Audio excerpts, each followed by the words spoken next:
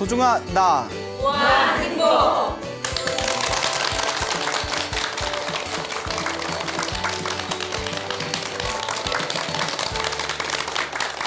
예, 만나서 반갑습니다. 반갑습니다. 예, 광우 스님이라고 합니다. 그 사람이 살아가면서 복이 참 중요한 것 같습니다. 그렇죠? 네. 그래서 우리가 너 참 보기가 좋다. 너 복이 참 좋구나. 이런 표현 쓰지 않습니까? 네. 그게 복이 많다라는 다른식 표현이랍니다. 예, 농담이고요. 어디 가서 써먹지 마세요. 예. 근데 그럴듯하죠. 예, 예. 자, 제가 그냥 만든 말이고 어쨌거나 예, 그 복이 많다는 것은 굉장히 중요한 것 같습니다. 그런데 저희가 스님이지 않습니까? 여러분들 같이 머리를 기르신 분들을 제가자라고 부릅니다. 그래서 이제 집에서 나와서 머리를 깎으면 출가자, 집에서 머리를 기르고 있으면 제가자라고 부르는데, 출가자나 제가자나 살아가면서 복이 참 중요합니다. 그래서 불교에서는 지혜, 깨달음을 가장 중요하게 여기지만 이 지혜와 깨달음을 얻기 위해서는 밑바탕에 복이 있어야 된다고 합니다. 우리가 살아가다 보면 일이 잘 풀릴 때도 있고 또 일이 잘 안 풀릴 때도 있고 또 좋을 때도 있고 또 안 좋은 일이 생길 때도 있지 않습니까? 결국은 내가 지은 복의 열매랍니다. 여러분들 살아오면서 행복한 일이 많았다. 전생에 무엇을 많이 지었을까요? 복을 많이 지었겠죠. 여러분들이 살아가면서 답답하고 안 좋은 일들이 자꾸 생긴다. 전생에 무엇을 많이 짓지 못했다?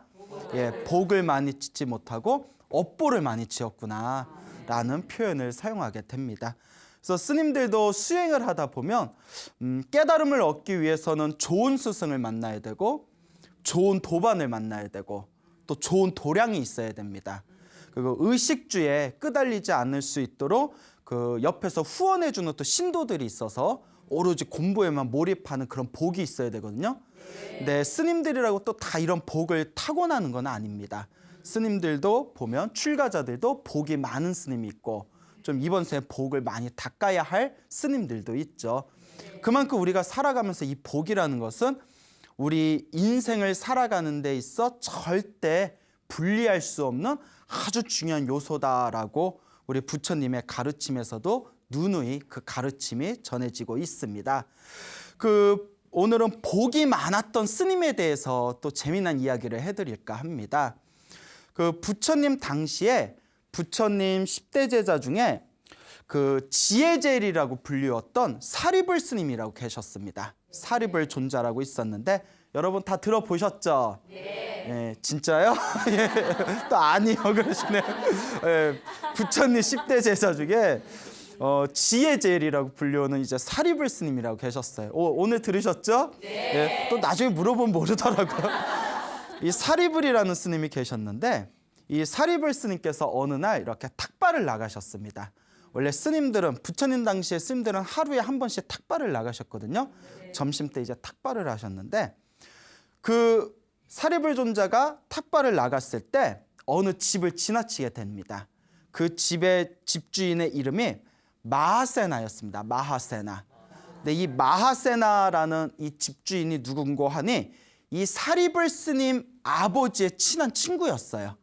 그러니까 내 아버지의 친구분이 마하세나였습니다.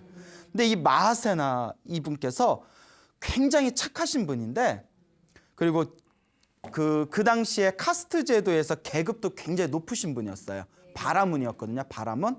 이 마하세나가 사리불 스님의 이제 아버지의 친구분인데 성품은 참 좋으셨는데 집안이 엄청나게 가난하셨어요. 하루하루 끼니를 때우기가 힘들었답니다. 근데 이제 사리불 스님이 무슨 생각을 하냐면 내 아버님의 친구였던 저 마하세나라는 분이 전생에 참 복을 지어놓은 게 없어서 저렇게 힘들게 사는구나. 지어놓은 복이 없으니까 이번 생 힘들게 사는 거예요. 그러니까 저분으로 하여금 무엇을 짓게 해야 되겠다? 복을 짓게 해야 되겠다. 이번 생에도 복을 안 지으면 다음 생이 또 어떻게 되겠어요? 그렇죠. 더 힘들게 살아갈 거 아니에요. 저분이 이번 생에 복이 없으니까 저렇게 힘들게 사는구나. 그러니까 내가 복을 짓게 해야 되겠다. 근데 이 사리불 스님은 깨달음을 얻으신 거룩한 성자였거든요. 그래서 불교에서는 거룩한 성자를 아라한이라고 부르지 않습니까? 사립을 쓰면 아라한이셨는데 예전부터 부처님과 아라한에게 공양을 올리며 엄청난 무량한 복을 받는답니다. 그러니까 이제 사립을 쓰면 자기가 아라한이니까 나에게 공양을 올리면 내 아버지의 친구분인 마하세나가 엄청나게 큰 복을 얻게 될 것이다. 그래서 일부러 탁발을 갈 때마다 다른 집에 안 가고 꼭 어딜 갔을까요? 예, 그 마하세나의 집에 갑니다. 그런데 정작 마하세나는 아무것도 공양 올릴 게 없는 거예요. 자기 끼니 때우기도 어려우니까. 근데 이제 마하세나는 속으로 이제 눈치를 챈 거예요. 아, 내가 복이 없으니까 내 친한 친구의 아들이었던 사립을 스님께서 복을 지으라고 일부러 우리 집에 오시는구나. 그래 딱 꿰뚫어봤지만 도저히 공양 올릴 게 없는 겁니다. 그래서 올 때마다 맨날 숨어버렸대요. 숨어서 나오질 않은 거예요. 그러니까 그분 마음도 얼마나 가슴이 아프겠어요. 자기도 무언가를 올리고 싶은데 이게 며칠 동안 지속됩니다.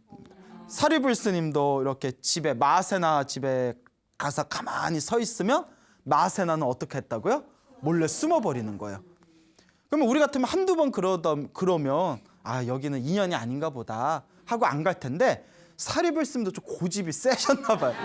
몇 날 며칠을 가는 거예요. 뻔히 숨어 있는 걸 알면서도. 그러니까 무엇을 짓게 해주고 싶어서? 복을 짓게 해주고 싶어서. 그때 마하세나가 숨으면서 이렇게 다짐합니다. 나에게 만약 먹을 게 생긴다면, 공양 올릴 게 생긴다면 절대 주저하지 않고 사리불 스님에게 무조건 내가 공양을 올리겠다. 그게 마음으로 다짐을 합니다. 며칠이 지난 뒤에 이 마하세나가 따뜻한 우유죽 한 그릇하고 우유로 이제 죽을 만든 거예요. 우유죽 한 그릇이랑 이렇게 조그만 천 있죠. 헝겊. 조그만 천을 얻게 되었대요. 그러니까 우유죽 한 그릇하고 천을 딱 얻으니까 이 마하세나가 기뻐하면서 이제 속으로 물론 그 자기도 이걸 마시고 싶겠죠. 배고프니까 자기도 먹고 싶었겠지만 마음속으로 아 이걸 누구에게 바로 공양 올려야겠다. 사리불 스님에게 내가 약속한 대로 공양을 올려야 되겠다라고 강한 의지를 일으킵니다. 그런데 멀리서 사리불 스님이 다 명상에 들어있다가 마하세나가 아 오늘 내가 이 우유죽과 천을 얻었는데 누구에게 공양 올리고 싶다? 사리불에게 공양 올리고 싶다. 라는 생각을 멀리서 일으키고 있다는 것을 신통력으로 딱 알아차립니다. 예, 신통력이 있으니까. 예, 그런 거 있으면 참 좋겠죠. 예, 근데 사는데 이제 고달퍼요. 예, 남의 사람의 마음을 다 꿰뚫어 본다고 하세요. 해보세요. 얼마나 고달프겠어요. 근데 이제 사리불 스님이 딱 그 마음을 꿰뚫어 본 뒤에 자리에서 일어나서 이제 바루를 들고 마하세나가 있는 집에 갑니다. 마하세나에 딱 가니까 이제 요 마하세나가 사리불 스님이 내 마음을 알아차리고 오셨나 보구나. 그 집안으로 딱 안내를 합니다. 그 의자에 딱 이렇게 존중하게 앉힌 뒤에 이제 삼배를 올립니다. 비록 내 친구의 아들이지만 일단 스님이잖아요. 스님이고 스승님이니까 딱 이렇게 삼배를 올린 뒤에 거룩하신 스님이시여 제가 오늘 드디어 스님께 공양을 올립니다. 이제 우리식으로 표현하면 뭐라고 하죠? 내가 쏴! 뭐 이런 표현 되겠죠? 내가 오늘 쏴! 네? 자 그래요. 그렇다 스님한테 내가 쏠게 이러면 또 안 되겠죠. 제가 공양 올리겠습니다. 그리고 그 항상 스님들은 바리떼를 들고 다니잖아요. 바리떼에다가 우유죽을 이렇게 부어드립니다. 우유죽을 싹 부어드리는데 사리불 스님이 딱 그 그릇에 바리떼에다 반만 담고서 손으로 이렇게 멈추게 합니다. 자, 그만 부으라고. 근데 왜 그만 부으라고 했을까요? 그렇죠. 당신도 드셔야 되니까. 마하세나도 이제 드셔야 되니까 자기는 반만 먹겠다. 우리 같으면 아싸 그래도 반이라도 먹을 수 있구나. 근데 마하세나는 그렇게 생각하지 않습니다. 거룩하신 스님이시여 오늘 제가 얻은 우유죽은 1인분뿐이 안 됩니다. 근데 이걸 다 받으십시오. 제가 이 우유죽을 공양 올리는 것은 이번 생의 행복을 넘어서 다음 생까지 제가 행복할 수 있는 공덕을 짓기 위함입니다. 그러니 이 한 그릇의 우유죽을 다 받아주십시오 하면서 그 한 그릇 바리떼에다가 가득 채우게 됩니다. 그리고 하얀 천도 그 공양 받았다고 했죠. 하얀 천. 그 하얀 천에 이제 뜨거운 우유죽을 부으면 이제 그릇이 뜨겁잖아요. 그러니까 밑에다가 싹 깔아가지고 이제 손이 뜨겁지 않게. 그래서 우유죽과 이제 그 천을 사리불 스님에게 공양을 올리고 이제 사리불 스님이 그 자리에서 맛있게 드십니다. 만나게 드세요. 그러니까 이 감동이 벅찬 마세나가 그 자리에서 사리불 스님에게 절을 올리면서 이 공덕으로 이 보잘것없지만 이 우유죽과 이 자그마한 천을 정성으로 올린 이 공덕으로 저도 스님과 같이 위대한 깨달음을 얻게 해주십시오. 이 공덕으로 스님과 똑같은 깨달음을 얻어지이다라고 발언을 세웁니다. 예, 뭐 우리 같으면 이 공덕으로 로또 대박 나게 해주세요라든가, 예? 우리 아들 잘 되게 해주세요. 뭐 사업 성취해 주겠어요. 뭐 이렇게 소원을 빌었을 텐데 그분께서는 부처님의 지혜 제일이신 사리불 스님과 똑같은 깨달음을 얻게 해주십시오라고 발언을 세웁니다. 그때 사리불 스님께서 그와 같이 될지어다. 그와 같이 이루어질 것입니다라고 이제 축원을 해주고 법문을 해준 뒤에 사리불 스님이 이제 절로 돌아가십니다. 어쨌거나 사리불 스님에게 보시를 올리고 공양을 올린 이 어떤 그 스스로에 대한 기쁨과 환희심 때문에 몇 날 며칠 동안 항상 마음이 고요하고 편안했대요. 마하세나가. 아싸, 나도 이번 생에 복을 지었다. 이번 생에 내가 비록 얼마 안 되는 거지만 부처님의 10대 제자 중에 지혜 제일이라는 이 거룩하신 성자인 아라한 사리불 스님에게 내가 복을 지었다라는 기쁨으로 몇 날 며칠을 지내다가 얼마 지나지 않아서 갑자기 죽습니다. 예, 평생 고생만 하다가 복 지어놓고 갑자기 죽어버려요. 자, 그런데 불교에서는 자기가 지은 업은 반드시 누가 받는다? 자기가 받는다고 했잖아. 이번 생에 못 받으면 언제라도 받는다? 다음 생에라도 받는답니다. 절대 피할 수가 없대요. 좋은 업은 좋은 업대로 받고 나쁜 업은 반드시 나쁜 업대로 받습니다. 그러니까 여러분들이 살아오면서 좋은 업을 지었는데 당장 효과가 없어도 절대 섭섭할 이유 필요가 없습니다. 언제라도 받는다? 다음 생에라도 받아요. 또 여러분들이 그럴 일은 없겠지만 여러분들이 나쁜 짓을 한 뒤에 아무도 안 봤으니까 아싸 이번 내가 무사히 넘어갔다. 아니에요. 언제라도 그 나쁜 짓을 받는다? 다음 생에라도 언제라도 자기가 받게 됩니다. 그래서 이 마하세나도 공양을 올리고 나서 갑자기 이 세상을 떠나게 됐지만 그 공양을 올리고 보시를 했던 강력한 그 선업의 힘에 의해서 다음 생에 엄청난 부잣집에 태어나게 됩니다. 예, 금수저. 예, 금수저인데 금인데 자세히 보니까 막 다이아몬드가 박혀있는 다이아몬드 금수저. 그런 집안에 와 되게 좋아하시네요. 예. 그 여러분들도 복을 많이 주시면 돼요. 알겠죠? 예. 그렇게 부러워하실 필요 없고 복을 많이 주시면 됩니다.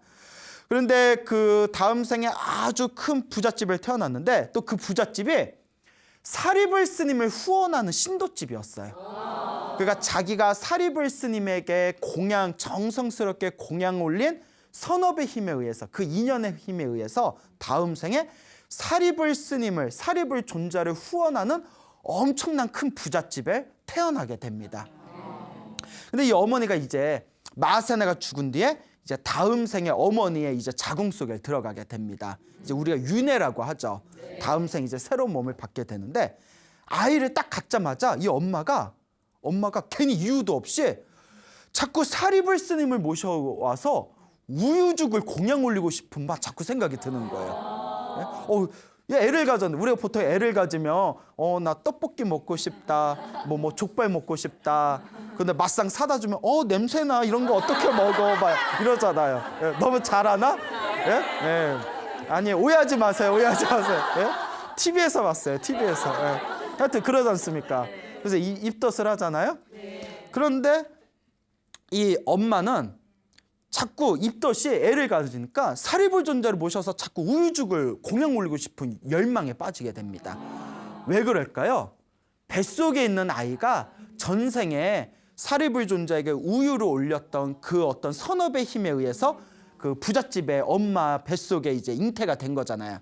그 아이의 열망과 무의식의 어머니에게 영향을 미치는 거예요. 우리가 그래서 태교가 중요하다고 했잖아요. 엄마의 생각이 아이에게도 영향을 미치지만 아이도 엄마한테 영향을 미친답니다. 자, 어쨌거나 그러니까 이제 가족들한테 얘기하니까 가족들이 그 사리불 스님을 모셔가지고 공양을 올리면 얼마나 좋은 일이냐, 우리 복 짓는 거 아니냐 해가지고 잉태를 하자마자 사리불 스님과 500명의 그 사리불 스님의 제자분들을 모아가지고 정성스럽게 우유죽을 이렇게 공양을 올리게 됩니다. 그렇게 이제 시간이 흘러서 10달이 흘러가고 난 뒤에 건강한 아들을 낳아요.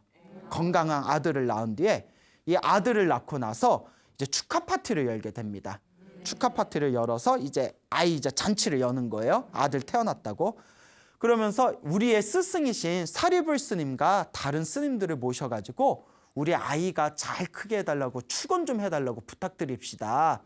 이제 사리불 스님을 모셔옵니다. 사리불 스님과 여러 이제 거룩한 스님들 모셔서 이제 아이 그 축하 잔치 때 공양을 올리고 이제 사리불 스님한테 이제 축원을 받기 전에 아이를 깨끗하게 목욕시켜서 침대에다 이렇게 눕혀놓게 됩니다. 그리고 담요로 이렇게 이제 아이를 덮어준데 그 담요가 책에 보면 보석으로 만든 담요래요. 담요에 이렇게 막 보석이 주렁주렁 달려있는?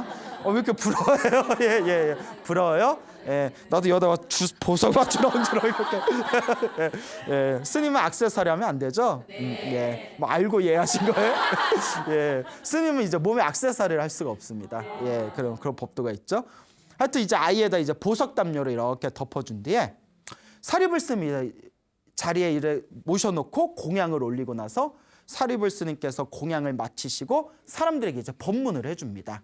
이제 법문이 끝날 때쯤에 가족들이 거룩하신 스승님, 우리가 아들이 태어났는데 아들을 위해서 축원을 좀 해주십시오 하고 청을 한 뒤에 아들을 이렇게 침대에서 안아서 사리불 스님한테 모셔가려고 하는데 아이를 이렇게 끌어안으니까 그 조그만 아이가 담요를 이렇게 쥐는 거예요. 그러니까 담요가 이렇게 끌려온 거. 얘가 악력이 좋아. 예? 힘이 참 좋죠. 그러니까 담요를 이렇게 그 가족들이 놀래가지고 어머 제발아. 조그만 갓난아기가 저 무거운 담요를 들었어. 그러니까 담요를 손가락에서 떼어내려고 하니까 애가 막 우는 거예요. 막 우니까 가족들 야 울면 안 될까? 놔두거라. 애가 왜 저렇게 담요를 쥐고 있는 게 무슨 뜻이 있겠지. 그냥 사리불 스님한테 이렇게 빨리 갖다 드려라. 그래서 담요를 쥐고 있는 아이를 안고 사리불 스님 앞에 딱 이렇게 모셨는데 아이가 담요를 꼭 쥐고 있다가 사리불 스님 앞에서 담요를 딱 놓아버립니다. 그러니까 그 담요가 누구 앞에 떨어져요? 사리불 스님 앞에 딱 떨어지잖아요. 그 가족들이 놀래서 이 아이가 이 담요를 누구에게 보시하려나 보다? 사리불 스님에게 보시하려나 보다. 뭐가 박힌 담요가? 보석이 박힌 담요가. 그 우리 같으면 아깝잖아요. 스님, 우리 애가 착각했나 봐요. 어머, 얘가 왜 이래? 이럴 수도 있는데 또 이제 신심이 깊은 불심이 깊은 불자들이잖아요. 우리 아이가 사리불 스님이 큰 스님인 줄을 알고 자기가 덮고 있는 담요를 보시하려고 요 담요를 가져왔나 보다. 그래서 사리불 스님한테 사리불 스님, 이 담요를 우리 아기가 보시하려나 봅니다. 이 담요를 받아주십시오라고 보시를 올리게 됩니다. 그러니까 이 아기가 비록 이번 생에 새로 태어나면서 전생의 기억은 물론 잃어버렸겠지만 무의식으로는 알고 있었던 거예요. 무의식으로는 내 전생에 사리불 스님한테 우유죽과 천을 공양 올려서 내가 이번 생에 부잣집에 태어났구나. 그러니까 사리불 스님을 본 순간 무언가 보시하고 싶은 강렬한 열망을 일으키게 된 겁니다. 그래서 이제 사리불 스님께서 그 아기를 위해서 이제 축원을 해줍니다. 그때 아기를 안고 있는 엄마는 굉장히 직감력, 육감이 있잖아요. 그러니까 이 아기에 대해서 어떤 생각을 품냐면 왠지 이 아기가 출가를 할 것 같다. 언젠가 스님이 될 것 같다. 딱 이제 느낌이 온 거예요. 이제 촉이 왔어요. 그러면서 내 사랑하는 아들이 나중에 출가를 한다고 하면 나는 절대 잡지 않겠다. 나는 출가를 시켜주리라 마음으로 이제 다짐을 합니다. 그러면서 이제 이 사리불 스님께서 아기를 위해서 축원을 해주면서 이 아기의 이름이 무엇입니까? 라고 질문을 하니까 요 분께서 무슨 말씀을 하냐면 엄마가 이 아이의 이름을 사리불 스님의 이름을 본따서 띠싸라고 지었습니다 라고 하는 거예요. 띠싸. 왜냐하면 사리불 스님의 출가 전의 이름이 우빠띠싸였다고 합니다. 우빠띠싸. 그래서 우빠띠싸의 띠싸만 떼가지고 우리 아기의 이름을 띠싸라고 이름을 지었습니다. 그래서 띠싸야 항상 행복하거라. 고통에서 벗어나가라라고 이제 축원을 하게 됩니다. 자, 이렇게 세월을 흐른 뒤에 띠사가 이제 7살이 됩니다. 7살이 됐을 때 이제 7살이에요. 7살이면 유치원이죠. 갑자기 엄마한테 엄마 나 머리 깎고 출가할래 이런 거예요. 7살짜리가. 그때 여러분 사랑하는 아들이 7살인데 엄마 나 절에 가서 출가할래 하면 놔줘요 안 놔줘요? 안 놔줘. 불심이 없어. 불심이 없어. 불심이. 여기 왜 있어? 불심이 없는데. 자 어쨌거나 근데 엄마가 속으로 결심을 했잖아요. 그 엄마가 이제 초기 그때 내 아이기가 만약에 언젠가 출가하겠다고 하면 내가 보내주겠다 생각을 했잖아요. 그 엄마가 때가 왔구나. 그러니까 7살짜리인데 출가를 시켜줍니다. 허락을 해요. 그래서 당연히 누구의 제자로 했겠어요? 그렇죠. 당신의 이제 스승이었고 전생에 인연이 있었던 그 사리불 스님의 제자로 들어가게 됩니다. 자, 근데 여러분 부처님 당시에 담과 같은 스님들이 출가할 때 담과 같은 법도가 있습니다. 무엇인고 하니 여러분 비구니란 말 들어보셨죠? 네. 비구는 남자 스님, 비구니는 여자 스님. 그래서 비구니라고 하는데 부처님 당시에는 20살이 넘은 사람이 출가를 하면 비구니라고 했습니다. 그런데 20살이 안 된 지금 우리로 치면 미성년자겠죠? 20살이 안 된 스님들은 삼인이라고 불렀어요. 삼인이. 그러니까 일종의 예비 승려예요. 아직 나이가 어리니까 충분히 이제 절에서 예비로 수행 생활을 한 뒤에 20살이 넘으면 이제 비구니가 된다라는 그런 법도가 있었습니다. 그러니까 7살에 출가를 했으니까 띠싸 뭐라고 불렸을까요? 삼이라고 부르게 된 거죠. 삼이. 남자애면 삼이, 여자애면 삼인이. 그래서 띠싸 삼이라고 부르게 됩니다. 지금으로 치면 동자승이에요. 동자승. 띠싸 동자승. 그래서 이 띠싸 삼이가 이제 출가를 하면서 집이 이제 엄청난 부자인데 사랑하는 아들이 출가를 하니까 7일 동안 이제 축하 파티를 열어줍니다. 머리를 깎고 출가해서 사리불 스님을 포함한 수백 명의 스님들을 7일 동안 그 집에서 공양을 올립니다. 공양을 올리는데 무슨 공양을 올리냐면 꿀과 쌀을 잘 이제 볶아서 만든 우유죽을 공양 올렸대요. 전생의 인연이죠. 그런데 우유죽을 일주일 내내 우유죽을 공양 올리니까 책에 이런 내용이 나와요. 얻어 드시던 스님들조차도 투덜댈 정도로 일주일 내내 우유만 먹으니까 나중에 이제 질린 거예요. 예? 예? 그러니까 이제 너무 이제 질려가지고 야 우리가 우유죽만 먹고 어떻게 사냐. 근데 이제 그 집이 약간 눈치가 없었나 봐요. 근데 우유죽만 올려. 그러니까 7일 동안 이제 우유죽을 잘 먹. 근데 부처님 경전에 보면 우유죽을 공양 올리는 장면들이 많이 나오는데 그때는 그게 엄청난 그런 고칼로리의 아주 그냥 그런 좋은 음식이었던 거죠. 영양에. 그러니까 지금 뭐 우리로 치면 뭐 전복죽 뭐 이 정도 되지 않았겠어요? 그래요? 자, 어쨌거나 이제 7일 동안 우유죽 공양을 올린 뒤에 이제 8일째 되는 날 띠싸 삼이가 어른 스님들 모시고 출가하고 처음으로 이제 탑발을 나가게 됩니다.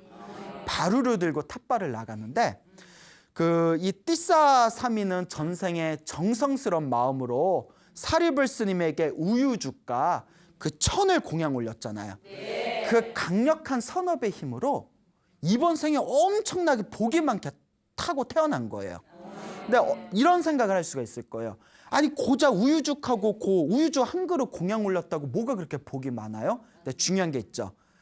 계속 끼니를 거르다가 간만에 얻은 음식인데 그걸 아까워하지 않고 그걸 다 보시를 한 거예요. 그래서 불교에서는 양보다 무엇이 중요하다? 정성이 중요하다. 예. 아유, 어떻게 맞춰도 또 양보다 질. 예, 정성이 중요하다. 예? 좀 화날려 그런다. 예. 자, 다시요. 양보다 뭐가 중요하다? 예, 정성이 중요하다. 그렇죠. 예. 양보다 질은 저 바깥에서 쓰는 거고. 예. 그래, 양보다 정성이 더 중요하다는 거예요. 무엇을 올리냐보다. 그러니까 이제 마음의 질이란 거겠죠. 그 정성이 그와 같이 그와 같은 정성 때문에 아주 강력한 복을 가지고 이번 생에 태어난 게 띠싸삼입니다.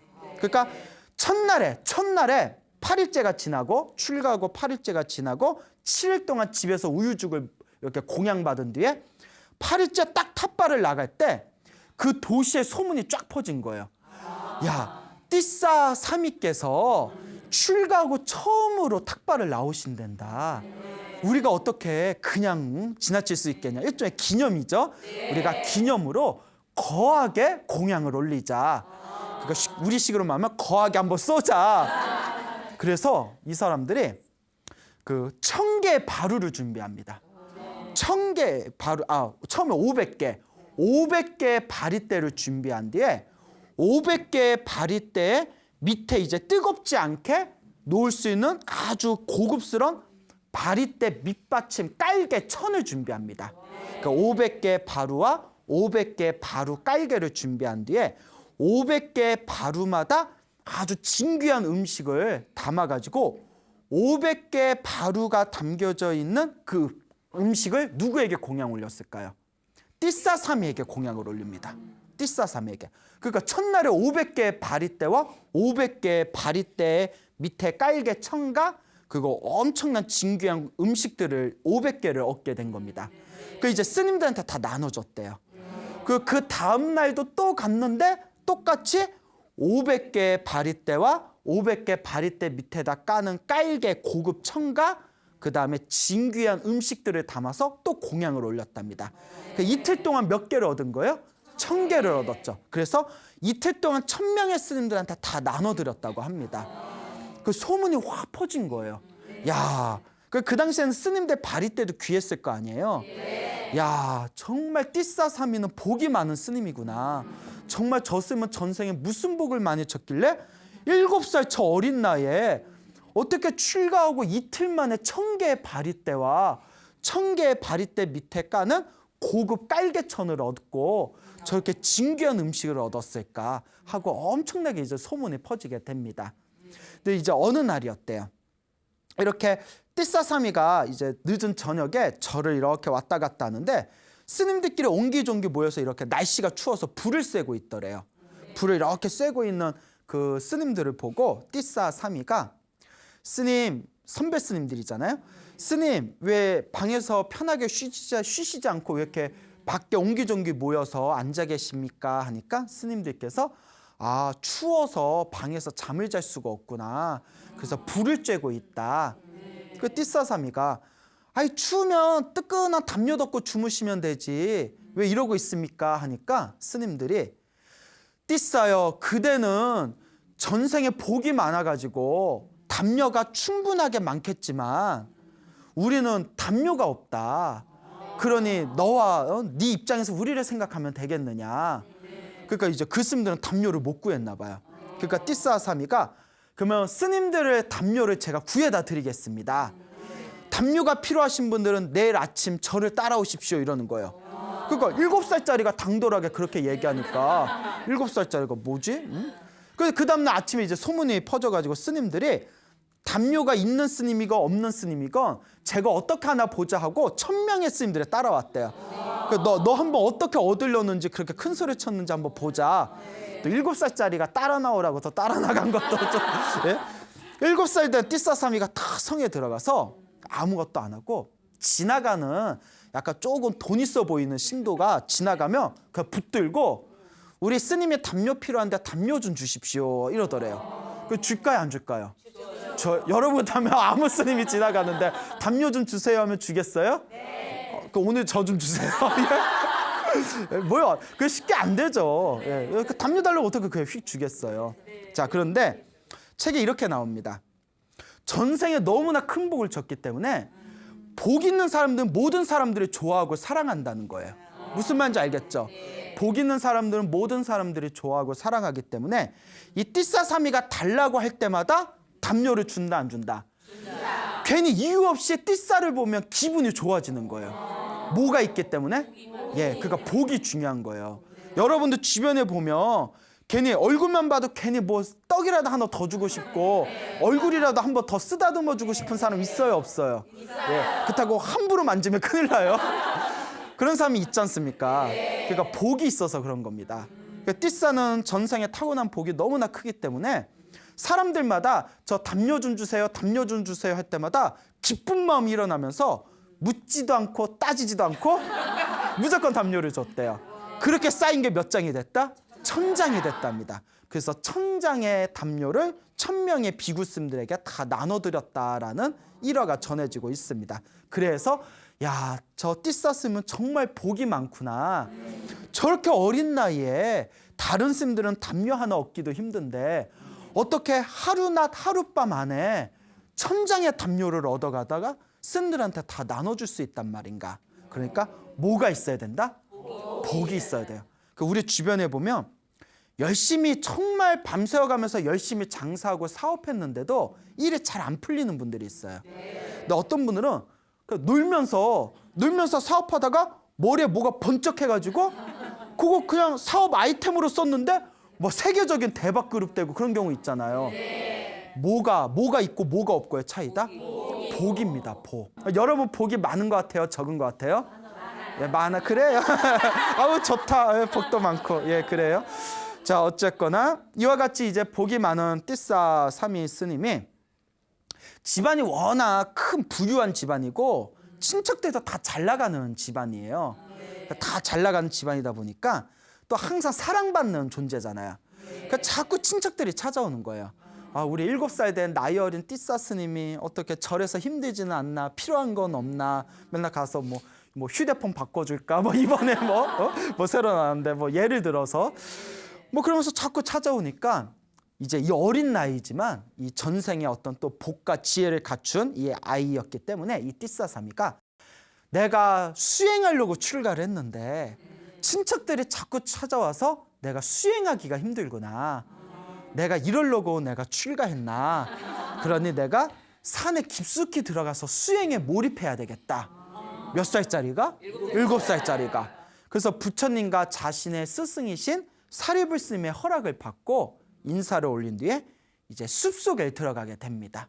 숲속 사원을 이렇게 들어가게 돼서 숲속 사원에서 이제 혼자서 이렇게 수행을 하면서 밑에 작은 마을이 있었대요. 그래서 하루에 한 번씩 작은 마을에 내려가서 이제 탁발을 하게 됩니다. 탁발을 했을 때 당연히 그 마을에 있는 사람들도 띠싸사미를 보고 이 띠싸 스님을 보고 마음에 어떤 마음이 들었을까요? 그렇죠. 즐겁고 기쁘고 하염없이 퍼주고 싶은 마음이 드는 거예요. 그러니까 복 있는 사람은 어디 가도 일이 잘 풀리는 거예요. 그러니까 이제 하루에 한 번씩 이제 점심 때 내려가서 탁발을 하고 그리고 이제 숲속에 있는 조그만 사원에 혼자 있는 방에 들어가서 오로지 수행에만 몰두하게 됩니다. 그러다가 7살짜리 이 어린 띠싸사미가 거룩한 완전한 깨달음을 얻은 아라한이 되게 됩니다. 몇 살짜리가? 7살짜리가. 그러니까 아라한이 되면 모든 번뇌와 욕망이 다 사라진 겁니다. 번뇌와 욕망이 다 사라지고 깨달음을 얻게 된 거룩한 성자를 아라한이라고 됩니다. 자, 그 책에선 다음과 같이 나옵니다. 띠싸사미가 부잣집에 태어나고 항상 복이 많은 이유가 전생에 누구에게 우유죽을 올렸기 때문에 사리불 스님에게 우유죽을 올렸던 그 보시의 힘에 의해서 큰 부잣집에 태어나고 항상 사람들이 보면 좋아하고 항상 부유한 과부를 얻게 된 거랍니다. 그리고 이 사리불 스님에게 우유죽을 공양 올리면서 또 뭘 같이 공양 올렸죠? 그렇죠. 그 천을 공양 올렸잖아요. 그 조그만 보잘것 없지만 그 조그만 천을 정성스럽게 바루깔개로 올렸던 공덕의 힘에 의해서 그 첫째 날 자기가 이제 첫 번째 탁발을 나갔을 때 1000개의 바리떼와 1000개의 바리떼의 밑받침을 할 수 있는 고급스러운 깔개 천을 얻을 수 있었던 인연이었다고 합니다. 그리고 또 이 띠싸사미가 하룻낮 하룻밤 동안 1000명의 스님들을 위해서 1000개의 담요를 얻어내지 않습니까?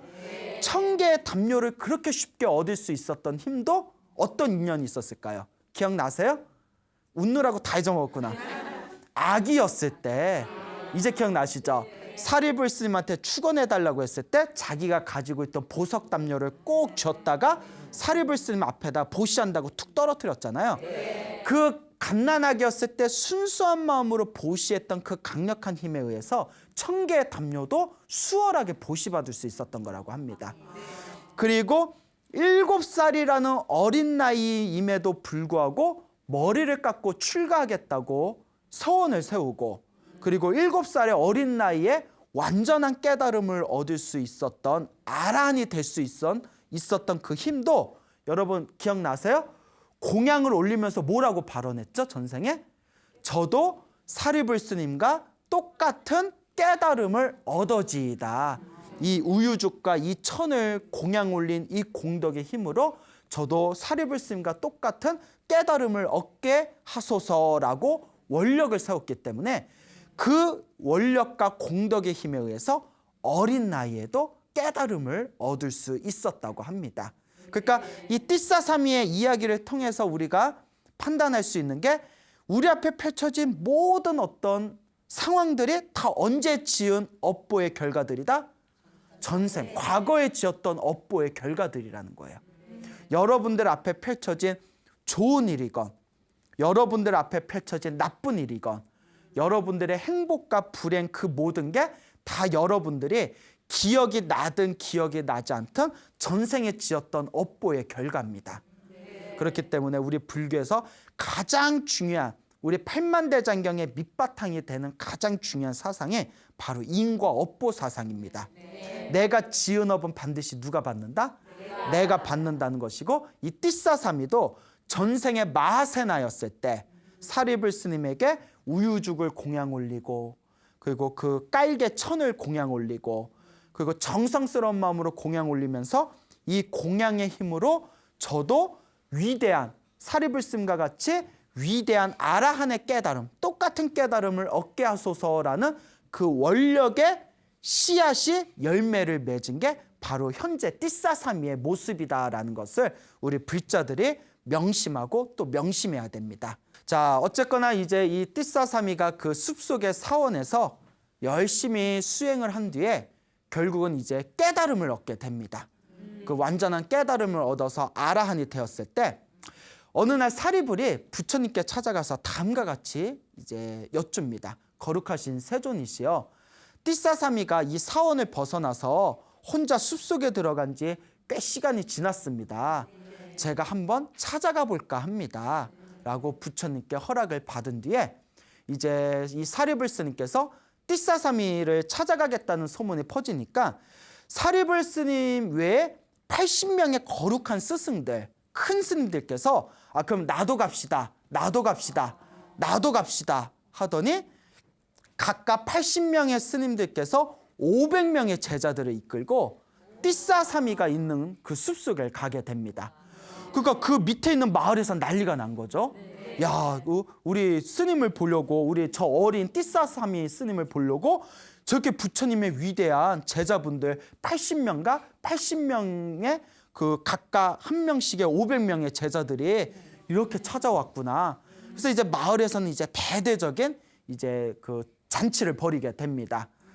그래서 이제 그 오신 스님들에게 이렇게 공양을 대접하면서 사리불 스님에게 마을 주민들이 부탁을 합니다.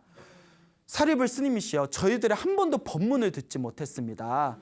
저희들에게 법문을 해주시기 바랍니다. 그러니까 사리불 스님이 그럼 법문을 해주겠습니다 하면서 띠사사미한테 자, 너의 신도들이 법문을 듣고 싶다고 하지 않냐? 그러니까 법문을 해주거라. 그 마을 사람들이 다들 들고 일어난 거예요. 그런 말씀하지 마십시오. 우리가 띠사 스님하고 그렇게 가깝게 지냈는데 몇 개월이 지나도 한 번도 우리들을 위해서 법문을 해준 적이 없습니다. 그러니까 우리가 띠사 스님을 좋아하고 존경하지만 정말 제대로 된 법문을 듣고 싶습니다. 사리불 스님께서 싹 미소를 지으면서 니들이 아직 모르는구나 이렇게 미소를 지으시면서 띠사여, 이 너희들의 신도들을 위해서 좋은 법문을 좀 해주거라. 띠사가 다 법상에 올라가지고 7살짜리 나이 어린 띠사가 법문을 합니다. 근데 법문의 내용이 너무 아름답고 좋은 거예요. 그러니까 그것을 듣고 있던 그 마을 주민들이 한쪽은 엄청나게 기뻐하고 한쪽은 엄청나게 싫어했답니다.